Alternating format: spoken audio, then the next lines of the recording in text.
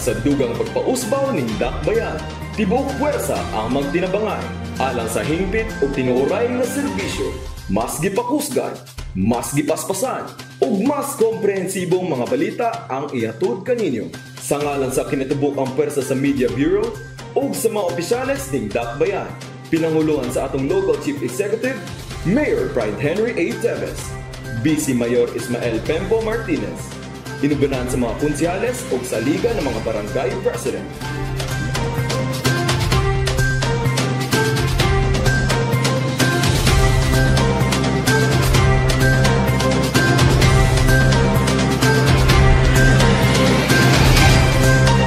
Magserbisyo alang sa mga bayawan.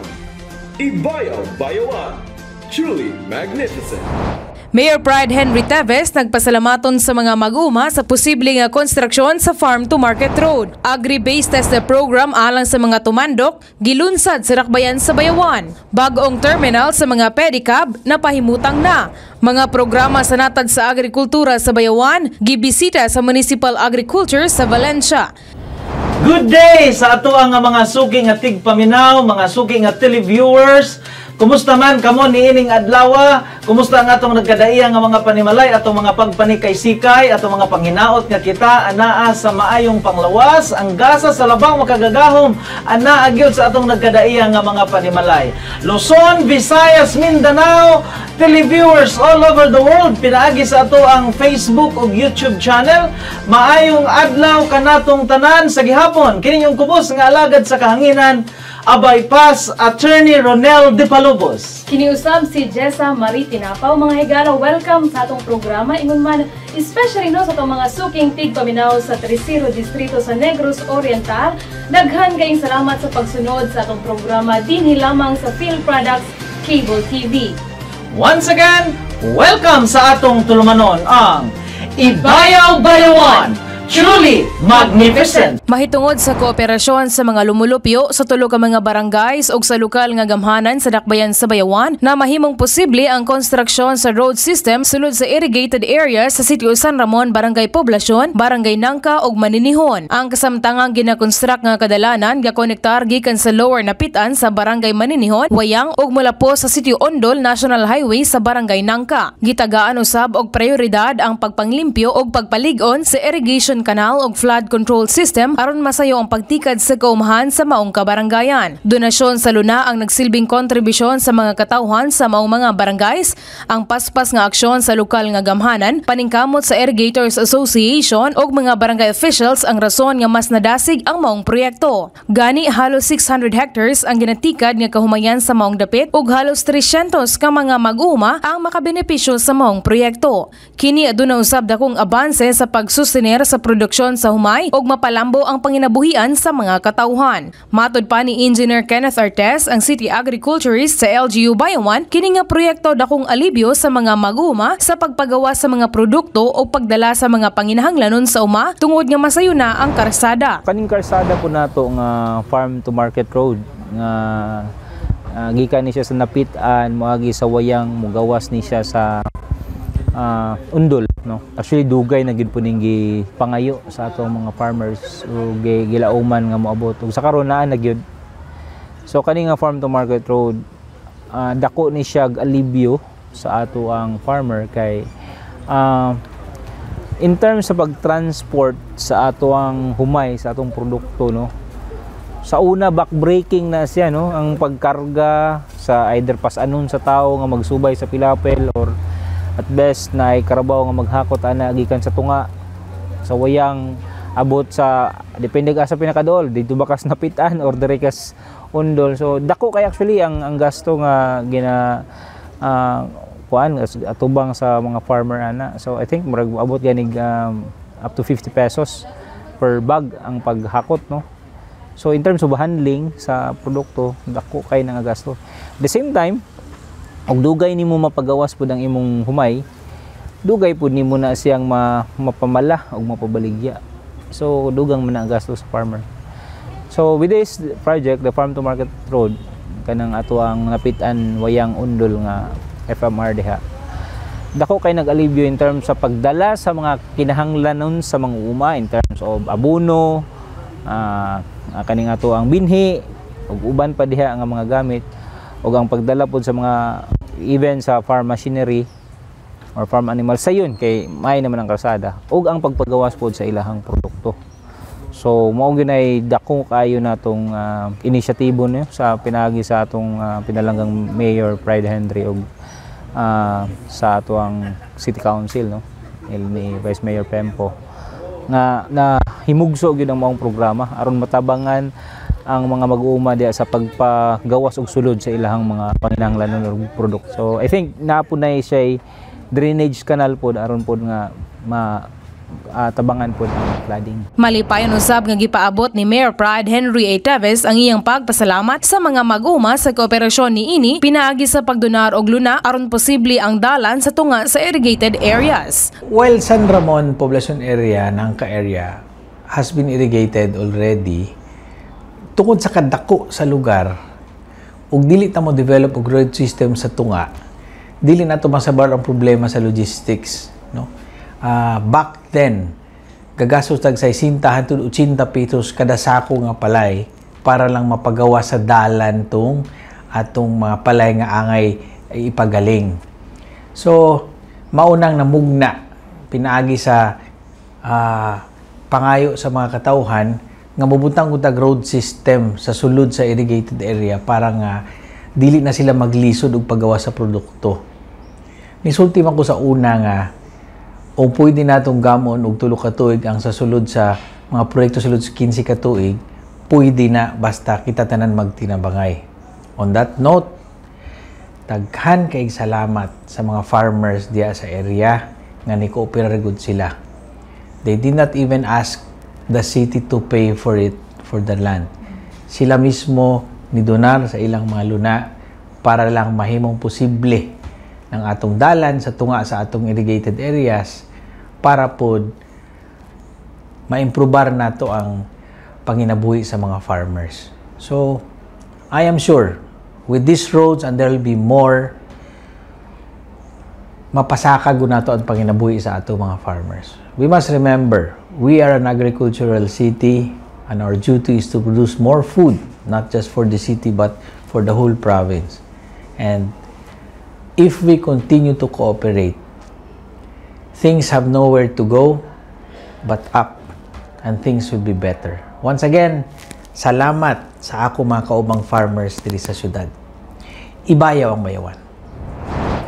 Karon makita na nga taas na ang agi sa konstruksyon sa maong dalan ug accessible na kini alang sa mga katawhan. Kanunay lang hangyo sa lokal nga gamhanan nga kini dili tukuran og permanente o bisan unsa nga klase nga mga building kay kini magpabilin lamang nga umahan. Kini si Jessa Marie Tinapaw, Ibayaw, Bayawan. Formal nga gilunsa dinhi sa Dakbayan sa Bayawan ang Barangay Level Training and Establishment of Production Area alang sa mga indigenous people sa agri-based programs kaniadtong Hulyo 1, 2020. Gitambungan kini ni Jewel M. Villagracia, ang Provincial Director sa TESDA sa Negros Oriental, Virginia Espanti, ang OIC sa NCIP, National Commission on Indigenous People sa probinsya, mga department heads sa lokal nga gamhanan, Engineer Kenneth Artes, Efren Tuisa, Engineer Jeremias Gallo ug Dr. Kerwin Villarete. Ana usab si Jotham Tanasan ang nanag-iya sa Jewel Test Farm, ingon man ang mga miyembro sa tumandok gikan sa Barangay Tayawan ug Minaba. Ang agri-base ang pilot program sa Technical Education and Skills Development Authority kon TESDA, inubanan sa mga ahensya sa gobyerno diin gilunsa dinhi sa probinsya sa Negros Oriental. Kini isip pagsuporta sa food security program ni Presidente Rodrigo Rua Duterte ug TESDA Secretary Isidro La Peña. Katuyuan sa maong programang pagbansay sa mga tumandok aron kini matabangan sa pagproduce og mga organic nga agri-based product. Kini libre og ang Jewel Test Organic Farm ang magsilbing training institution. Mahitungod nga kini lamang ang Today, we are launching itong program launching natin sa barangay level training, tapos sa pag-establish natin ng production area for the indigenous peoples of on agri-based program. This is a convergence program actually under the poverty reduction, livelihood and employment cluster of EO70, signed by previously signed by our president. So these are something to do with the assistance or bringing the assistance of the government, parang convergence program of the PRLEC member agencies na mabigyan natin ng programa ang mga IPs para ma-enhance yung productivity nila. And eventually, makakome up din sila ng kanilang mga enterprise towards sustainability ng livelihood nila. So, tutulungan natin sila kung paano sila makaproduce ng mga organic agri-based product, no? Vegetable, including mga poultry raising. So, this would be under our program sa organic agriculture, no? Ganon. So, aside from that, since this is only the start, no, sa production pa lang tayo, then we would again mag-proceed naman kami on other areas sa agri-based programs natin, like mga agri-based product processing. Pero this is only parang model project ito na assistance natin sa mga IPs. Kasi this is also in line with the commitment ng government to bring closer to the marginalized and vulnerable sector natin, particularly yung located sa mga geographically isolated and mga disadvantageous areas. So, ito yung ang trust ngayon ng government and also the trust of TESDA in collaboration with NCIP, yung National Commission natin on Indigenous Peoples, and all other member agencies ng Poverty Reduction, Livelihood, and Employment Cluster under EO70. So being, kasi TESDA ang nag-initiate, since TESDA is the chair ng PRLEC under PAN. So that's why yun ang nagawa natin, yung mga implementation ng program na ito ngayon. Sumala pa ni Joel Villagracia, ang TESDA Provincial Director sa Negros Oriental, nga kini pilot implementation lamang ug kon maayo ang resulta mamahimo kining kopyahon sa uban pang identified IPs community dinhi sa Dakbayan. Ito kasi ang barangay Tayawan and Minaba, may mga na-identify na tayo na mga production area nila. So as what I have said, this is pilot implementation pa lang to. Should maging tawag natin dito, maging maganda ang result, this can be replicated to other identified IPs community in this area. Because I understand that sa Bayawan pa lang, we have already 7 barangay na indigenous cultural under sa indigenous cultural communities natin. So while we are doing this barangay Tayawan and Minaba, TESDA would still be extending, no, other services to other identified IP communities.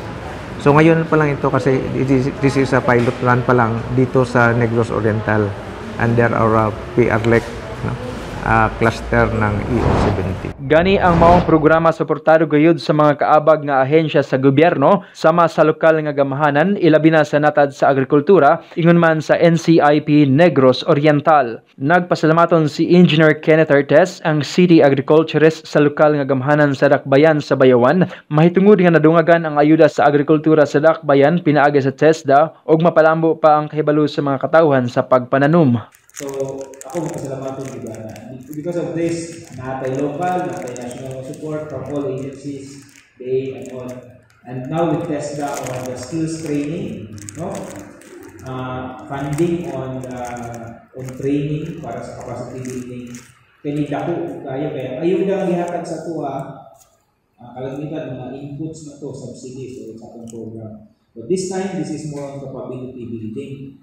Nakalami ang capability building, kaya di lang ni siya usa ka season nagamit, no?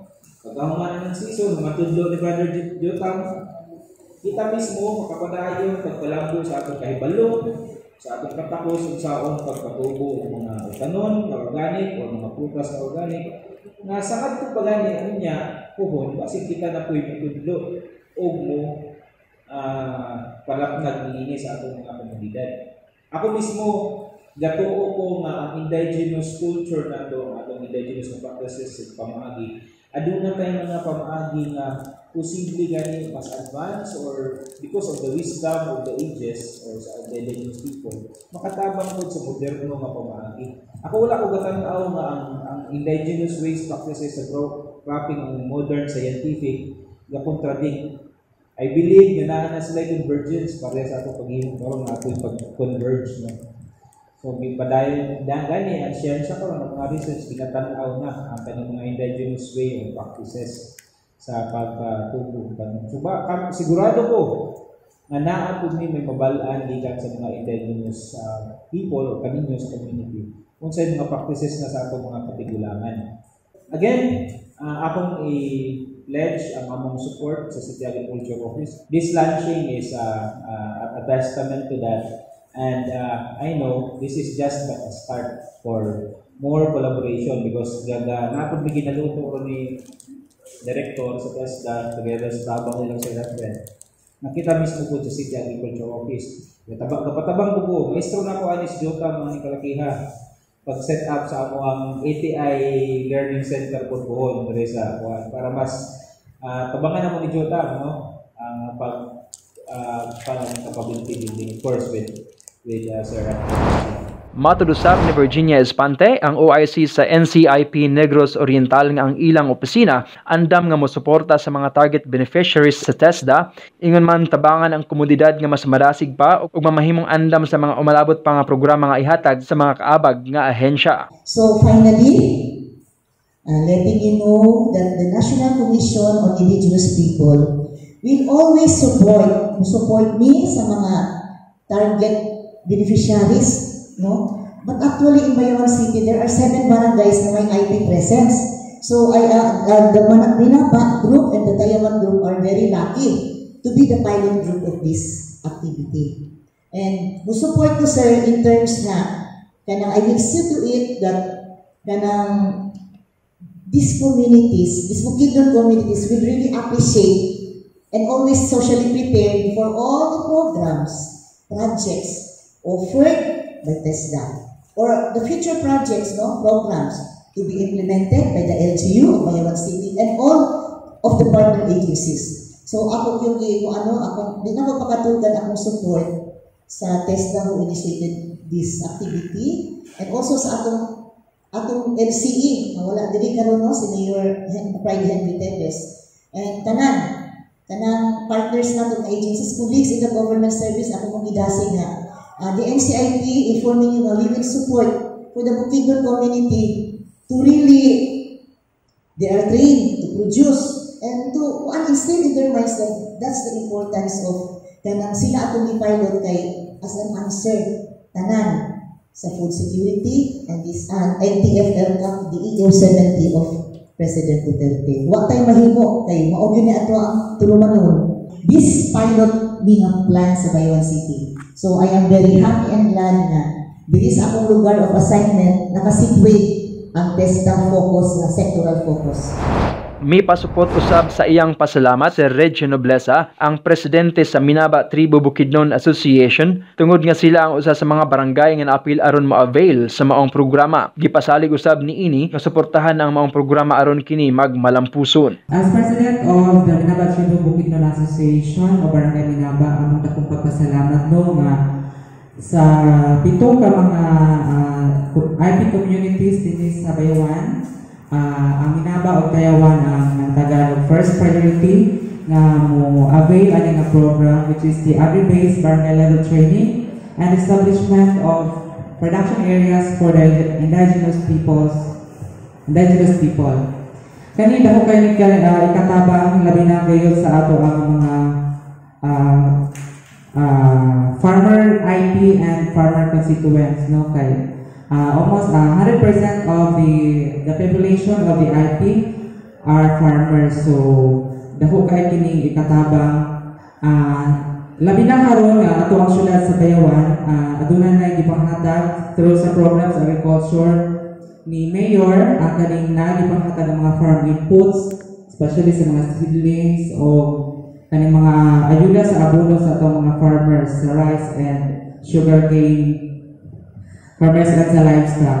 And kining training dako kini kay ikatabang to enhance sa ato ang mga capabilities sa ato ang mga farmers no nga ni nga sa pagkakaroon gamit ang hapon sila into traditional farming. So kini gipahimusgan sa atong syudad ang ato ang organic farming. So dako kayo ni kay ikatabang sa ato ang mga constituents and IP and barangay constituents nga maka-avail ng program. So sa among community, sa IP community sa Minaba, among dakong suporta, pahinusgan ang among dakong suporta o commitment harong nga kining programa mahimong walang puson o sustain towards the end of the program. Gibana-bana nga magsugod ang maong training sa second week sa July, diin ipahigayon sa mga established training venue sa mga nahisgutang barangay o gisiguro sa TESDA nga ipatuman ang health protocols aron malikayan ang hulga sa COVID-19. Kini si Ninyo Untal, Ibayaw, Bayawan. Giokupar na sa mga pedicab kauban ang uban pa mga transport groups sa Dakbayan sa Bayawan ang ilang bagong terminal nga nahimutang sa barangay ubos ning Dakbayan kundi informal silang nibalhin kaniadtong Hulyo 2, 2020. Kini subay sa gipagawas nga Memorandum Circular number 2020-036 sa DILG o ang pagdili sa tanang tricycles, pedicab, motorized pedicab sa paggamit o pag-agis sa National Highway. Gani matod pa ni Mr. Edelberto Irauba, ang Safety Traffic Management Office Designate nga kini gipahingusgan sa Bayawan dili lamang mahitungod sa pagtuman sa mga mando sa DILG kundi kini mahitungod sa ilang pangalantaw sa pagdako og padayong kalambuan sa Bayawan malikayan ang problema sa trapiko ilabi na sa Central Business District sa syudad. Ang Dakbayan sa Bayawan nagkadako. Sa pagtubo niya, dili pwede nga ang CBD or Central Business District atong i-congest, magutok. Ang atong mga panghuna-huna sa una, 10 years, 20 years ago, 30 years ago, wata nga tuwang Bayawan mayon ini kadako. Mong atong tiyanggi ko nakita ninyo, murag natuok na. Ug sa tao pa ni, dako na siya glawas, pero yung sinina, gamay pa kayo, hapit na magisi. So sa atong buhaton, atong pagamay-gamayan ang congestion. Ug sa tao pa ni, di na to pakanon og mayo atong i-diet o gamay para mubalik nga sakto yang lawas unya mayo pod ang flow sa traffic. Muna atong gibuhat karon. Tungod kay naglantaw ta nga ang Bayawan dili lamang karon para sa atong mga apo, para sa apo sa atong mga apo mudako pagyud ang Bayawan. Once dako ng Bayawan, kinahanglang i-decongest nato ang Central Business District. So nag-andam na ta nga naa ta diri karon. Maanad ra man ning tawo, pero atong gilantaw safety, inyuhang convenience later muning rason nganong gidala mo diri. Tungod kay atong ipanglantawan dili lang karong tuig kundi dili napulo ka tuig, 20 ka tuig gikan karon unsa nakadako ang Bayawan. Gisay-say usab ni Mr. Irauba ang dugang pangkalambuan nga pagabuhaton sa syudad aron mas mahapsay ang dagan sa trapiko ug gani nang hinaut siya sa padayon nga pagsuporta sa katawhan sa mga programa sa Bayawan. So muna atong gibuhat karon. We are looking for a solution. Nangita tag solusyon para sa ato ang problema sa syudad. Atong tumanon ang DILG Memorandum 2020-036. At the same time, atong patubuon ang atong syudad, atong himuon nga mas mahimo pa siyang hapsay ang pagpadalagan sa atong trapiko. Musulod na unya ana ang atong traffic code nga atong gipanday. Musulod na unya nato ana ang gitawag natong urban greening nga atong palibot ato an isang tamnan bulan ang mga tawo ma-encourage nga mulakaw. Musulod na unya diha ang ato ang mga bike lanes. Unay gusto natong mahitabo sa syudad sa Bayawan. Gusto ta nga whatever development nga mahitabo would be sustainable development. Mauni ang rason nganong naa ta dinhi karon. Kini dunay pagtugot sa atoang mayor. Ug ningon siya atong buhaton kini alang sa Bayawan. Daghan pa mong makita unya nga mga kausaban sa syudad sa Bayawan to improve our traffic system. We will make Bayawan pareha sa Subic ingon ana kadisiplinado ang mga tao. Then here comes nahitabo na ni karon. Hinay-hinay nga nahitabo ang atong dabo. Kung mutabang lang mo maabot nato na mahimo tang modelo dili lamang dinhi sa ato ang lalawigan sa Negros Oriental, but our traffic system will be a model in the entire country sa tibuok Pilipinas. Muna itong panglantaw, and I hope we can do that. By helping one another, we can do that.